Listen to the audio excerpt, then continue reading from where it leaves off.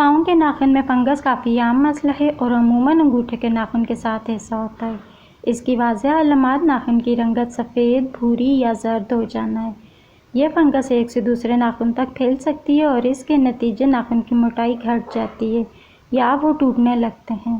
پیروں کے ناخنوں کے اس فنگس کو دیکھنا کسی کو بھی اچھا نہیں لگتا اور کئی بار یہ مسئلہ تکلیف دہ بھی ہوتا ہے، مگر اچھی بات یہ ہے کہ چند گھریلو ٹوٹکوں یا طریقوں کے ذریعے اس سے نجات مل سکتی ہے۔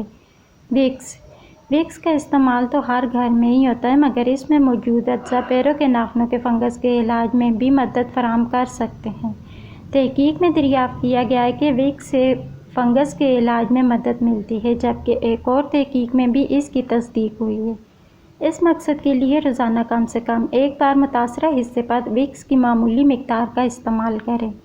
ٹی ٹری آئل جراثیم اور فنگس کش ہوتا ہے۔ تحقیقی رپورٹ سے ثابت ہوا ہے کہ اس تیل کا استعمال پیروں کے ناخنوں کے فنگس کو دور کرنے کے لیے مؤثر ثابت ہو سکتا ہے۔ روزانہ کم از کم 2 بار روئی کے ذریعے تیل کو براہ راست متاثرہ حصے پر لگانے سے فائدہ ہو سکتا ہے۔ زیتون یا سورج مکھی کا تیل۔ زیتون یا سورج مکھی کا ایسا تیل جس میں اوزون گیس کو شامل کیا گیا ہو، ناخنوں کے فنگس کے خلاف مؤثر ثابت ہو سکتے ہیں۔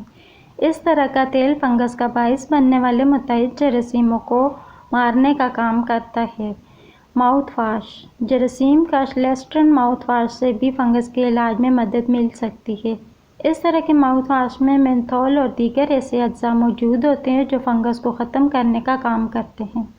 اس کو استعمال کرنے کے لیے متاثرہ حصے کو 30 منٹ تک ماؤتھ واش کے محلول میں بھگو کر رکھیں۔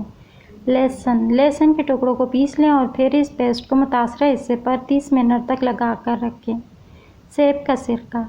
تحقیق میں بتایا گیا ہے کہ سیب کا سرکہ جراثیم کش ہوتا ہے اور اس سے پیروں کے ناخنوں کی فنگس کو ختم کرنے میں مدد مل سکتی ہے۔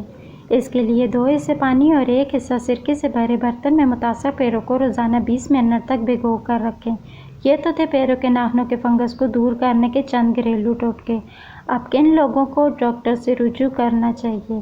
زیادہ تر کیسز میں پیروں کے ناخنوں میں فنگس زیادہ سنگین مسئلہ نہیں ہوتا، مگر کچھ افراد کو پیچیدگیوں کا سامنا ہو سکتا ہے۔ ذیابیطس کے مریضوں میں ناخنوں کے فنگس سے انفیکشن کا خطرہ بڑھتا ہے۔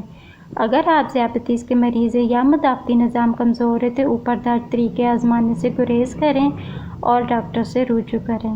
ویڈیو اچھی لگے تو چینل کو سبسکرائب کریں اور بیل آئیکن کو دبائیں تاکہ میری نیو ویڈیو کا نوٹیفیکیشن آپ کو مل سکے۔